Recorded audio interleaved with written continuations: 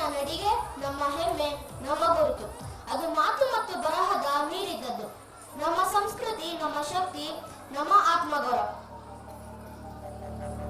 1950 November 1ರಂದು ರಾಜ್ಯ ಪುನರ್ವಿಂಗಡಣೆಯ ಮೂಲಕ ಮೈಸೂರು ರಾಜ್ಯ ರೂಪುಗೊಂಡರೂ ಏಕೀಕೃತ ಕರ್ನಾಟಕದ ಕನಸು ಉಳಿಯಿತು. ಆಲೂರು ವೆಂಕಟರಾವ್ ಮತ್ತು ಅನೇಕ ಹೋರಾಟಗಾರರ ಪರಿಶ್ರಮದಿಂದ 1973 ನವೆಂಬರ್ 1ರಂದು ನಮ್ಮ ಏಕೀಕೃತ ಕರ್ನಾಟಕ ರೂಪುಗೊಂಡಿತು.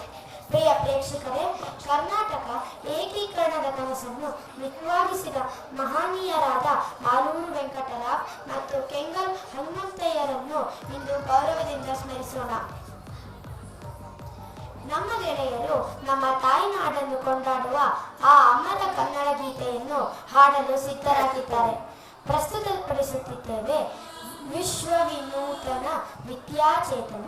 ನಮ್ಮ ಚಿಕ್ಕ ಗಾಯಕರನ್ನು ಉತ್ಸಾಹದಿಂದ ಸ್ವಾಗತಿಸೋಣ.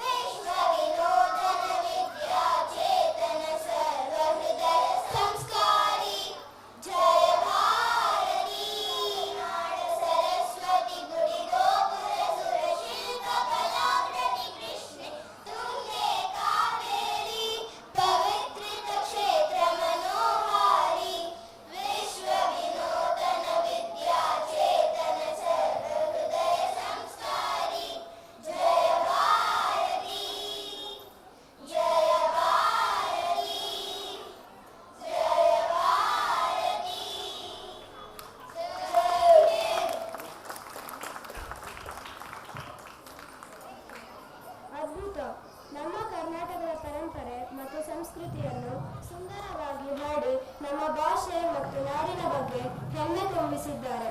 ನಿಮಗೆ ಭಾರಿ ಚಪ್ಪಾಳೆಯಿಂದ ಅಭಿನಂದನೆಗಳು.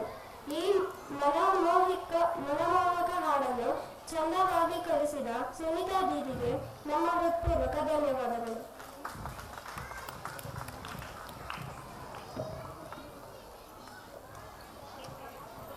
ಓಕೆ, ಲೈನ್ ನೋಡಿ.